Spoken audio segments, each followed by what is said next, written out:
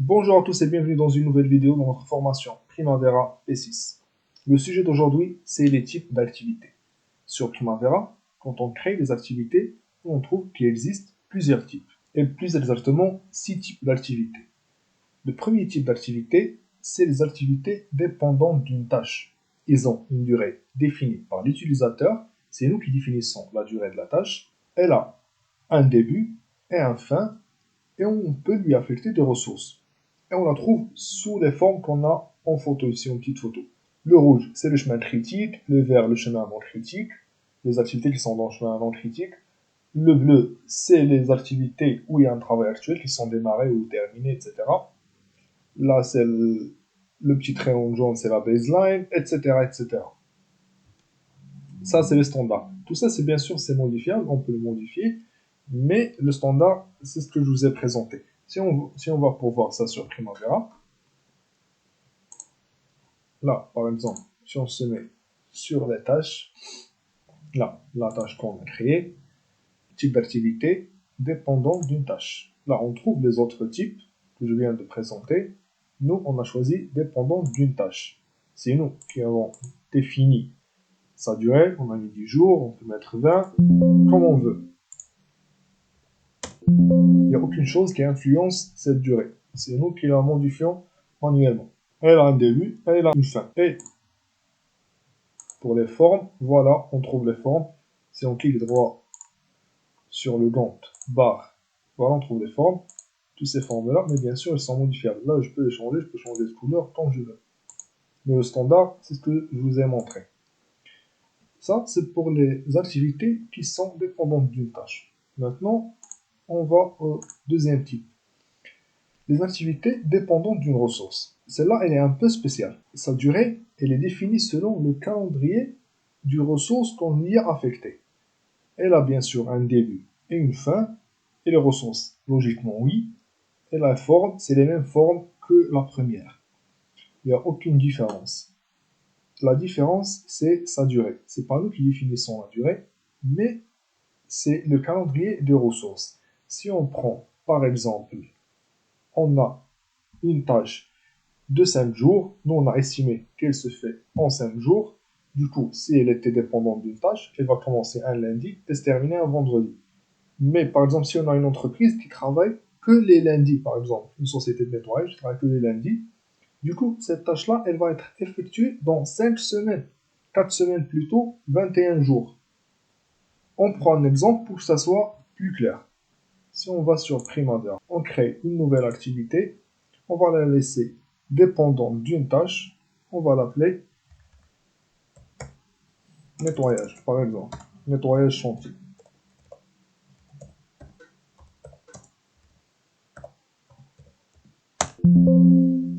Là, on va lui mettre, par exemple, on a besoin de 5 jours de travail pour nettoyer le chantier.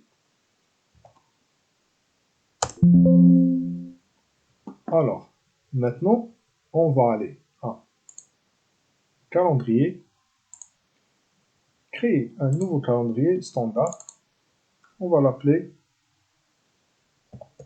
nettoyage. On va le modifier. On va dire que le nettoyage se fait que le lundi, par exemple. Les autres, on ne travaille pas. Ça serait le calendrier de notre ressource. Voilà, on travaille que les lundis. Ok, fermé. Pour info, là, le calendrier, on doit le créer dans ressources, parce qu'on va l'affecter à une ressource. Il va être spécifique à une ressource. On ne doit pas le créer dans le global ou projet, mais plutôt ressources. Alors, on ferme, on va créer une ressource, clic droit, société de nettoyage.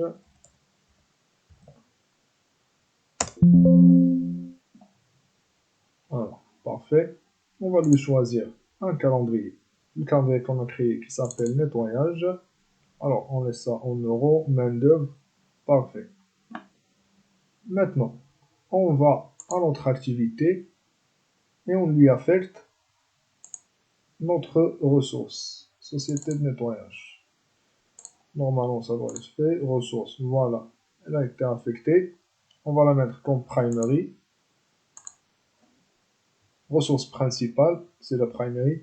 Ça, cette ressource principale, c'est au cas où on va lui affecter plusieurs ressources, mais celle-là qui va gérer notre activité.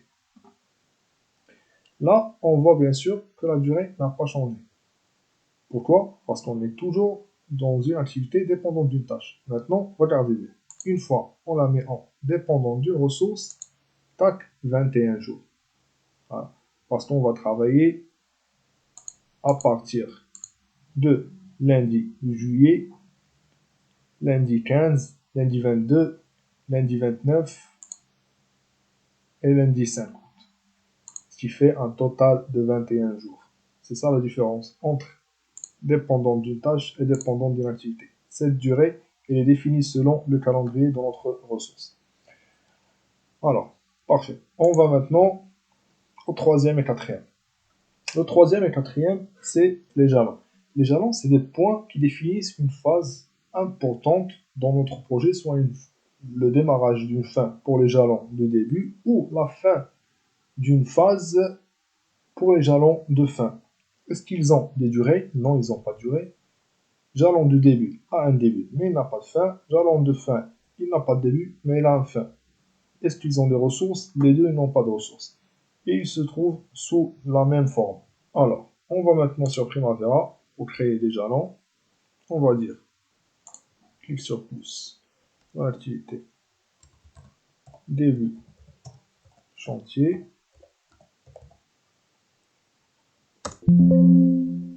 Type d'activité, un jalon de début.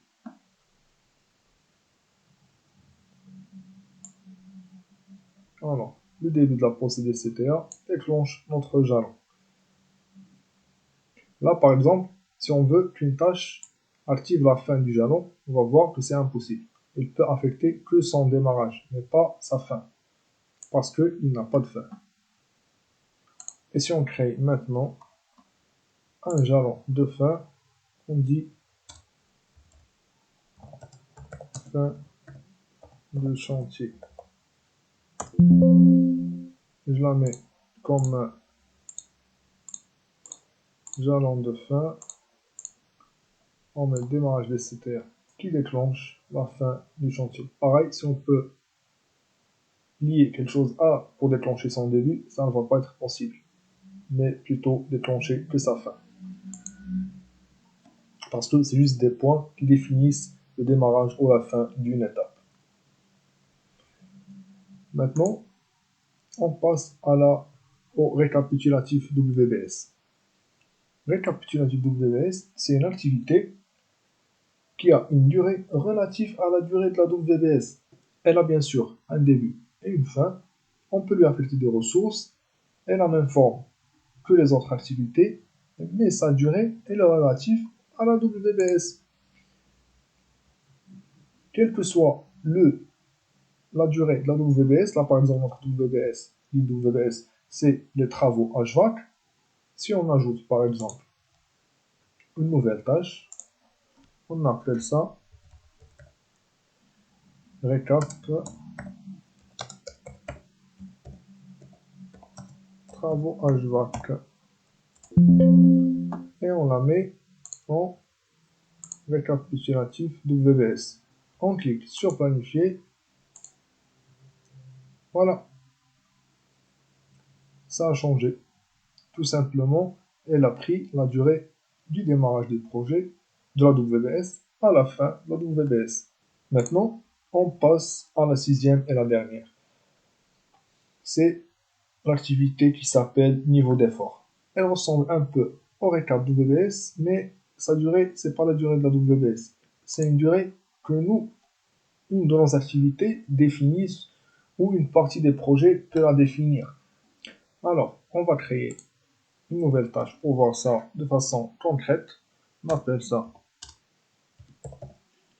niveau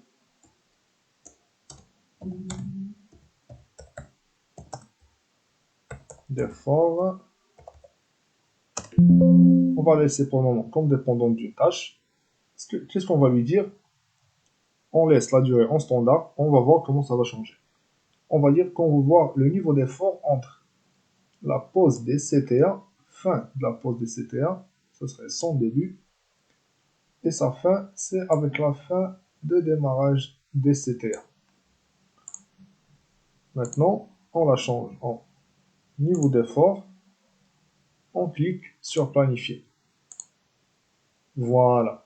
Là maintenant, son début, c'est la fin de la pause des CTA, et sa fin, c'est le démarrage des CTA, et sa durée a changé automatiquement. En général, une activité niveau d'effort, c'est une activité qui a une durée définie par ses prédécesseurs et ses successeurs. Là, on a à peu près fait le tour de tous les types d'activités. On a appris à comment créer des activités dépendantes d'une tâche, des activités dépendantes d'une ressource, les jalons, le récap WBS et le niveau d'effort. Ça sera tout pour aujourd'hui. Je vous remercie et on se voit dans une prochaine vidéo.